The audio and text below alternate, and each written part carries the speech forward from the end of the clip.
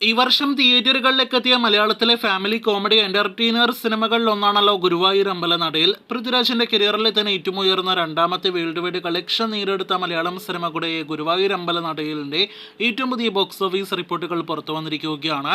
സിനിമയ്ക്ക് തിങ്കൾ മുതലുള്ള ദിവസങ്ങൾ നോക്കുകയാണെങ്കിൽ കളക്ഷൻ ഇടിവാണല്ലോ പ്രതിദിനം കാണുന്നത്.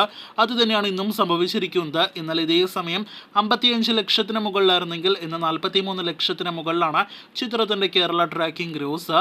ഇന്നലെ 1,16,00,000 സിനിമയുടെ കേരള ഗ്രോസ് എങ്കിൽ ഇന്നത് 1 കോടി രൂപയ്ക്ക് മുകളിൽ ഉണ്ടാകുമെന്നാണ് നമ്മുടെ പ്രതീക്ഷ. അങ്ങനെയെങ്കിൽ 14-ാം ദിവസമായി ഇന്നും 1 കോടി രൂപയ്ക്ക് മുകളിൽ കേരള ഗ്രോസ് കളക്ഷൻ വരുന്ന സിനിമ 14 ദിവസങ്ങൾ കൊണ്ട് കേരളത്തിൽ നിന്ന് മാത്രം 38 കോടി രൂപയ്ക്ക് മുകളിൽ ഗ്രോസ് കളക്ഷൻ നേടിയെടുക്കുന്നതാണ്.